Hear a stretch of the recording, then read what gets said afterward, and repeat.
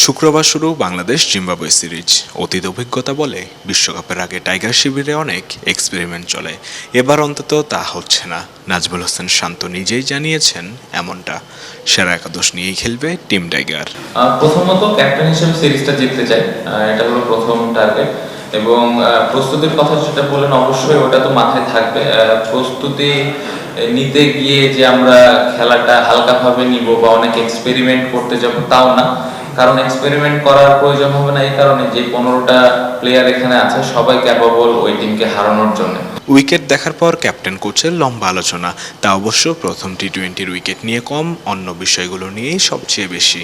Wicket নিয়ে তেমন একটা ভাবে না শান্তর বাংলাদেশ, তবে টাইগার ক্যাপ্টেন জানিয়ে রাখলেন ম্যাচটা হতে যাচ্ছে হাই স্কোরিং। উইকেট নিয়ে আমরা অনেক বেশি কথা বলি না, আমরা একটু অন্য বিষয় নিয়ে কথা বলছিলাম। উইকেট নিয়ে যতটুকু কথা বলার বলেছি, বাট হ্যাঁ, চট্টগ্রামে নর্মালি ভালো উইকেট থাকে, অনেক রান হয়, এটা একটা ধারণা বা অতীতে হয়ে আসছে। বাট ওই দিনে আসলে কত রান হবে বা কি ধরনের স্কোর চেস করা যাবে বা ডিফেন্ড করা যাবে, এটা আসলে ওই দিন খেলা শুরু হলে বোঝা যাবে। বাট এক্সপেক্ট করছি যে হাই স্কোরিং ম্যাচই হবে।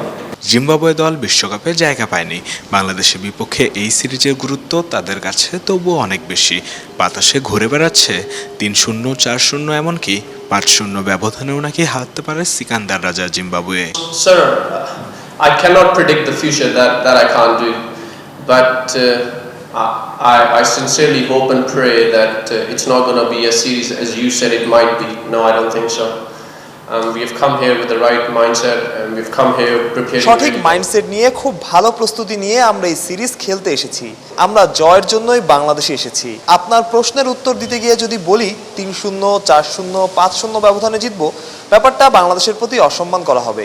আবার যদি বলি বাংলাদেশ জিতবে, তাহলে এটা আমার দলকে অসম্মান করা হবে। আমার মনে হয় তুমুল প্রতিদ্বন্দ্বিতা হবে। বাংলাদেশের সামনে বিশ্বকাপ আছে, অনেক পরীক্ষা নিরীক্ষার ব্যাপার আছে।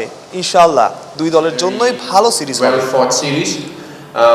Both countries have a lot of things on the line. Bangladesh have a World Cup to look forward to, and the combinations and the team and all that.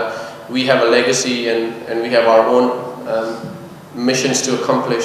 So I think it will be a very good series. Inshallah, it will be a good series for both countries. চট্টগ্রামে বাতাসটা অনেক বেশি, সেই সাথে বৃহস্পতিবার হয়েছে বৃষ্টিও। অধিকাংশ সময়ে ঢেকে রাখতে হচ্ছে মাঠ, উইকেট। গ্রাউন্ডসম্যান যারা তারা ভীষণ সতর্ক। আবহাওয়া অনুকূলে না থাকায় প্রথম টি-20 ভেস্তে যেতে পারে, অনেকের মনে আছে এমন আশঙ্কাও। চট্টগ্রাম থেকে উৎস মাহমুদ, অলরাউন্ডার।